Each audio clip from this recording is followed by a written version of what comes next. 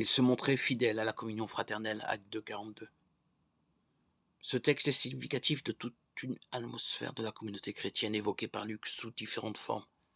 La multitude des croyants n'avait qu'un cœur et qu'une âme, acte 4, 32. Cette communion fraternelle est vécue par les membres de la communauté comme une manifestation de la paix en laquelle Dieu les a établis avec lui. Étant héritiers de la miséricorde, ils la possèdent, la vivent ensemble, la partagent. Mais bien évidemment, cette paix n'est pas seulement à usage interne. Toute la prédication l'annonce. Elle propose aux auditeurs l'alliance avec Dieu en Jésus, la paix entre l'humanité et Dieu. Elle convoque l'humanité à l'assemblée des enfants pour qu'ils reconnaissent en Dieu le Père de miséricorde. Devant les persécutions, les fidèles ne font preuve d'aucun esprit de vengeance ni de rébellion.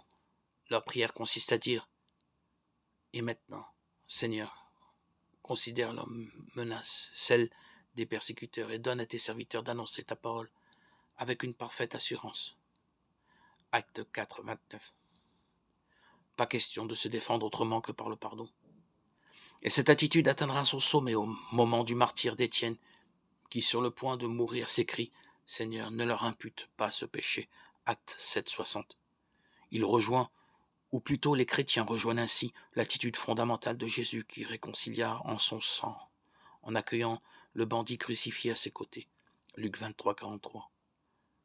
En demandant à Dieu « Mon Père, pardonne-leur, ils ne savent pas ce qu'ils font ». Luc 23, 34.